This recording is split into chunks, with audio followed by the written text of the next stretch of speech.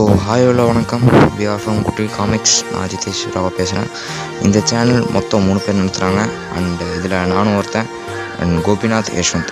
இதில் நான் வந்து writing analysis and comic book analysis அந்த மாதிரியான வீடியோஸ் நான் போடுவேன். அண்டு மற்ற 2 பேரும் அவங்களோட இன்ட்ரெஸ்ட்டுக்கு அவங்களோட வீடியோ போடுவாங்க. ஸோ ஓகே, இன்றைக்கி நீங்கள் எப்படியும் தமிழில் எப்படியும் பார்த்துருப்பீங்க, பட் இருந்தாலும் சொல்கிறேன். So we are going to know how to write redemption மத்லப். ஸோ ரிடம்ஷன்னா ஒரு கேரக்டர் பண்ண தப்பெல்லாம் பண்ணிவிட்டு அப்புறம் திருந்துடுது. சிம்பிளாக சொல்லணும்னா திருந்துடுது. ஓகேவா? ஸோ பிஃபோர் தட் நம்மளோட முக்கிய கொள்கையே வந்து பார்த்தீங்கன்னா காமிக் புக் கம்யூனிட்டியை வளர்க்குறது தான். நீங்கள் நினைக்கிற மாதிரி கிடையாது. ஸோ அண்ட் அதுதான் நம்ம முக்கிய குறிக்கோளும் கூட. And now to the video. So first ரைட்டிங்கை என்னையை பொறுத்த வரைக்கும் to writing a redemption. So அதில் என்னையை பொறுத்த வரைக்கும் ஒரு கேரக்டருக்கு ரிடம்ஷன் தரணும்னா வந்து முதல்ல அந்த கேரக்டருக்கு ஒரு எமோஷ்னல் டிஃப்ரென்ஸ் இருக்கணும். ஸோ அது வந்து மோஸ்ட்லி லவ், ஹோப், ரெஸ்பான்சிபிலிட்டிஸ் மாதிரி வரும். அண்ட் அந்த கேரக்டருக்கு ஒரு கிராஜுவலான ஒரு இம்பேக்ட்ஃபுல் சாய்ஸ் நீங்கள் கொடுக்கணும். மோஸ்ட்லி லைக் ரிக்ரெட், அந்த கேரக்டர் வருந்துற மாதிரி, அந்த கேரக்டரை ஒரு சந்தத்தில் கூடாது அப்படின்ற மாதிரி. ஸோ மோஸ்ட்லி அந்த ஒரு கேரக்டருக்கு நீங்கள் ஒரு லோ பாயிண்ட் செட் பண்ணணும், அவ்வளோதான். அது பர்சன் டு இண்டிவிஜுவல் மாறும், பட் ஸ்டில் உங்கள் ரைட்டிங் ப்ரிஃபரன்ஸ் தான். ஸோ இந்த மாதிரி ஒரு லோ பாயிண்ட் செட் பண்ணிவிட்டு நீங்கள் எழுதணும். அண்ட் கேரக்டர் அது ஃபீல் பண்ணுற மாதிரி ஒரு பாயிண்ட் இருக்கணும். கிராஜுவலாக நீங்கள் அதை எழுதணும். ஓகேவா? அண்ட் அவ்வளோதான். அண்ட் அந்த கேரக்டருக்கு உண்டான டைமை கொடுக்கணும். Don't be fast. அண்ட் அந்த கேரக்டர் போகிற ஒரு ஜேர்னியில் ஒரு சில ஹார்டஸ்ட் டெசிஷன்ஸ் எடுக்கிற மாதிரி. அண்ட் அந்த வந்து அதை மட்டும் கொஞ்சம் நீங்கள் வீக்காக எழுதக்கூடாது. அது நான் வரேன் அப்புறம். பட் அந்த ஹார்டஸ்ட் டெசிஷன்ஸை கொஞ்சம் ஸ்ட்ராங்காக எடுக்கிற மாதிரி எழுதணும். ஓகேவா? அண்ட் அந்த டெசிஷன்ஸ் தான் ரொம்ப குரூஷியலான பாயிண்ட்டு, ரொம்ப வல்னரபிளான பாயிண்ட்டு. அதை மட்டும் நீங்கள் கொஞ்சம் சொதப்பிட்டீங்கன்னா பட்டு அதுவும் கொஞ்சம் கஷ்டம்தான். ஓகேவா? அண்ட் கடைசியாக நான் எக்ஸாம்பிளுக்கு வரேன் இந்த கேரக்டர்ஸ்க்கு, ரிடம்ஷன் எழுதுகிற கேரக்டர்ஸ்க்கு.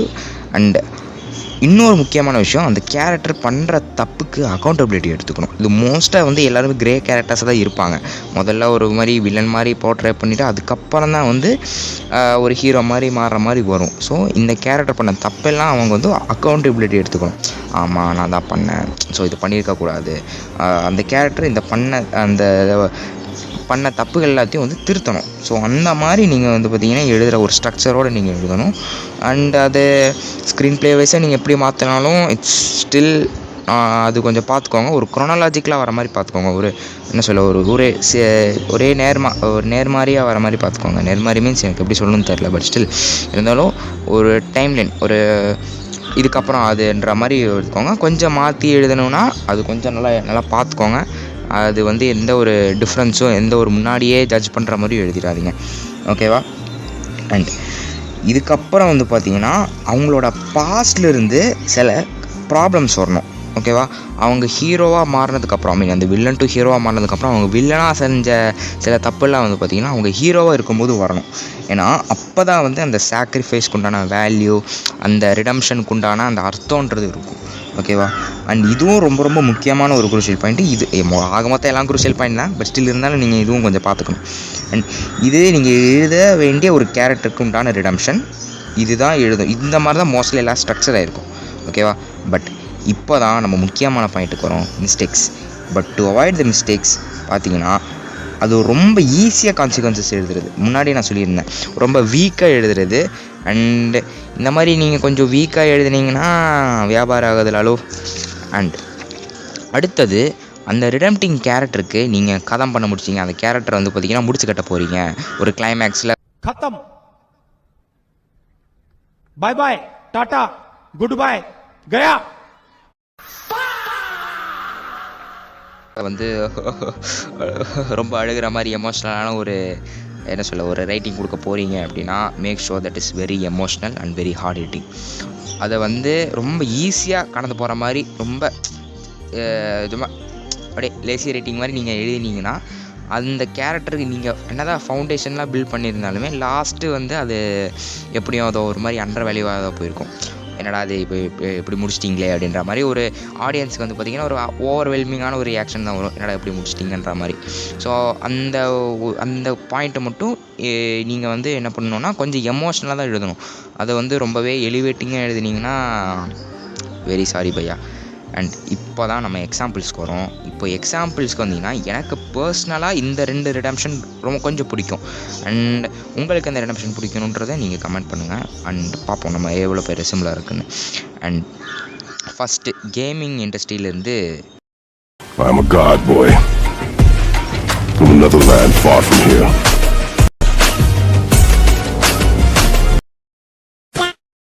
கிரேட்டோஸ் தான். So ya, it's unavoidable. But I still அந்த கேரக்டருக்குன்னு ஒரு தனி ஒரு வேல்யூ இருக்குது. பட் அந்த ரிடம்ஷனுக்கு வருவோம் நம்ம. அது ஒரு வேறு டாபிக். பட் நம்ம ரிடம்ஷனுக்கு வருவோம்.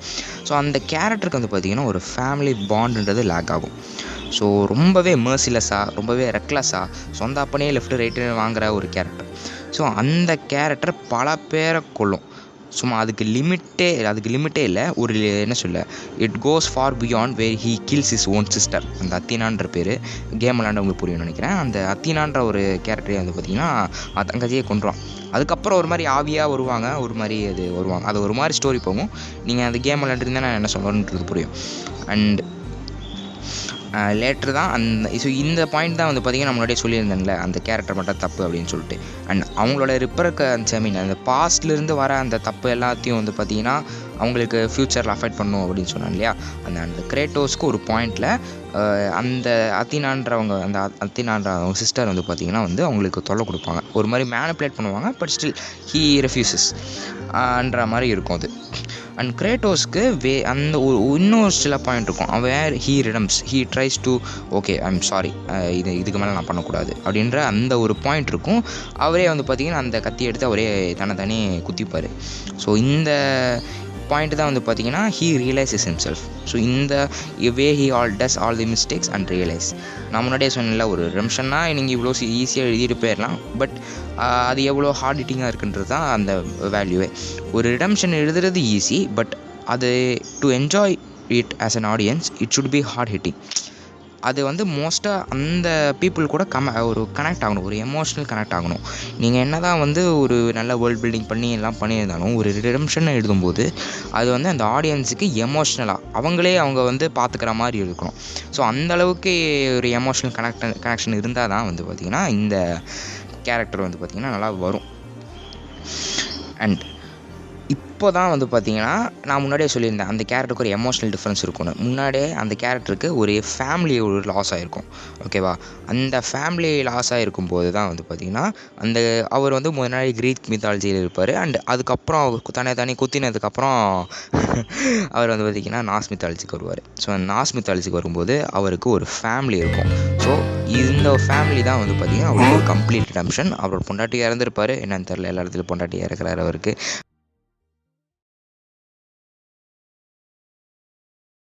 அந்த ரிடம்ஷன் தான் வந்து பார்த்திங்கன்னா அவருக்கு ஒரு பையனை கொடுக்கும். அந்த பையன் மூலயமா தான் வந்து பார்த்திங்கன்னா அந்த ரிடம்ஷன்றது ஒரு பான் ஆகும் கிரேட்டோஸ்க்கு. ஸோ இதுதான் வந்து பார்த்திங்கன்னா எனக்கு பிடிச்ச ரிடம்ஷன். அண்ட் இன்னொரு ரிடம்ஷன் இருக்குது. அண்ட் இது மோஸ்ட்லி எல்லாேருக்கும் இப்போ ரீசெண்ட் ஃபேவரட்டாக இருக்கும்னு நினைக்கிறேன். என்ன ஒரு 3 வருஷம் இருக்கும்னு நினைக்கிறேன். ஓகேவா. இந்த ரீசெண்ட் ரிடம்ஷன் வந்து பார்த்திங்கன்னா நம்ம மார்வல் ஸ்டுடியோஸ்லேருந்து லோக்கி. ஸோ இந்த லோக்கி கேரக்டர் பண்ணாத அட்டூரியம் இல்லை, பண்ணாத சேட்டைன்னு இல்லை. So he lacks responsibilities. நான் முன்னாடியே சொன்னேன், character that redeeming character should lack something. ஓகேவா. And Loki lacks responsibilities. So and இந்த லோக்கி சீரீஸில் வந்து பார்த்திங்கன்னா கிராஜுவலாக ஒரு ரியலைசேஷன் கொடுத்துருப்பாங்க. Where he joins the TVA. And அவரோட சுற்றியும் வந்து பார்த்திங்கன்னா எவ்வளோ பெரிய விஷயம் நடந்திருக்குன்றது புரிஞ்சுப்பார். அவர் தனியே வந்து பார்த்திங்கன்னா முன்னாடியே என்ன தான் விளையாட்டுத்தனமாக எல்லாம் சுற்றிட்டு இருந்தாலும் அண்ட் ஹீ ரியலைசஸ் ஹிம்செல்ஃப். ஓகேவா. ஸோ அவர் வந்து பார்த்திங்கன்னா கொஞ்சமாக அந்த ரெஸ்பான்சிபிலிட்டிஸை எடுத்துக்க ஆரம்பிச்சுப்பார். அண்ட் ஃபைனலாக தான் அவருக்கு அந்த டைம்லைன் அந்த மல்டிவர்ஸை ஹோல்ட் பண்ணுற அந்த ஒரு ரெஸ்பான்சிபிலிட்டியும் கிடச்சிருக்கும்.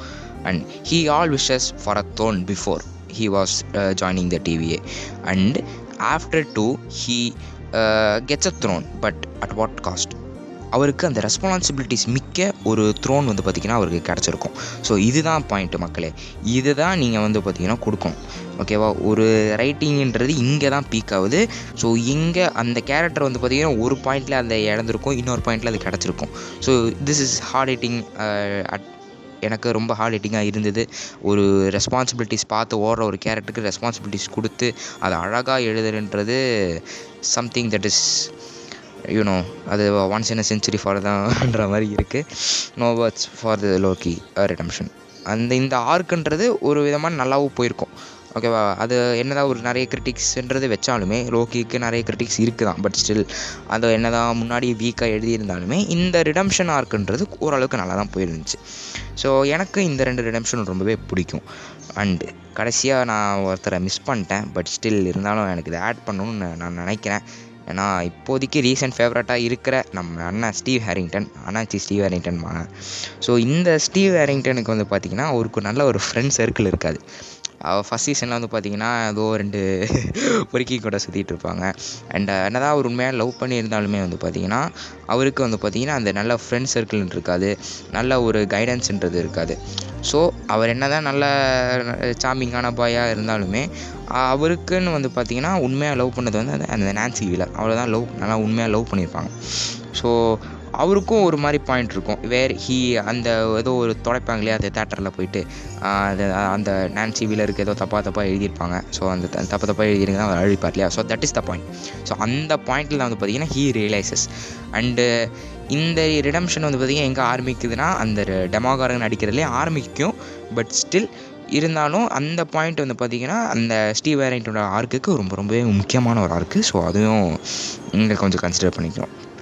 அண்ட் நான் முன்னாடியே சொன்னேன்ல where he lacks he gets அப்படின்ற மாதிரி. ஸோ அந்த மாதிரியான ஒரு கேரக்டர் வந்து பார்த்திங்கன்னா அவருக்கு முன்னாடி ஒரு நல்ல ஃப்ரெண்டு லேக்காக இருந்தாலும் he gets Dustin. So Dustin வந்ததுக்கப்புறம் உங்களுக்கு எல்லாம் பார்த்துருந்தீங்க, ஸ்ட்ரேஞ்சர் திங்ஸ் பார்த்தீங்கன்னா தெரியும் என்ன நடக்கும்ன்றது. ஸோ டஸ்டின் வந்ததுக்கப்புறம் his life changes, he gets வேறு லெவல். அந்த வேறு லெவல்ன்ற அந்த ரெக்கக்னேஷன், அந்த ஒரு பாண்டு, அந்த எமோஷ்னல் பாண்ட் எல்லாம் வந்து பார்த்திங்கன்னா அவருக்கு டஸ்டின் மூலியமாக தான் கிடச்சிருக்கும். ஸோ இவ்வளோ தான் ரிடம்ஷன்ன்றது.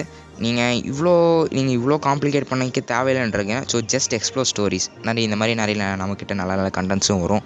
ஸோ அதுவும் மறக்காமல் சப்ஸ்கிரைப் பண்ணி வச்சுக்கோங்க. ஏன்னா நாங்கள் இப்போ தான் ஆரம்பிச்சிட்ருக்கோம். உலகம் என்னென்னமோ ஆகிட்டுருக்கு, நீ என்னடா வந்து இந்த மாதிரி எழுதிட்டுருக்க அப்படின்ற மாதிரி நீங்கள் நினைக்காதீங்க. But still I like this one. ஓகேவா? ஓகே. ஸோ ஓகே மக்களே, எத்தனை ஓகேன்னு சொல்கிறேன்னு தெரில. But still until we see மறக்காமல் சப்ஸ்கிரைப் பண்ணுவோங்க. ஓகேவா? நல்ல குவாலிட்டி கண்டென்ட்ஸ் வரும். ஸோ பாய்.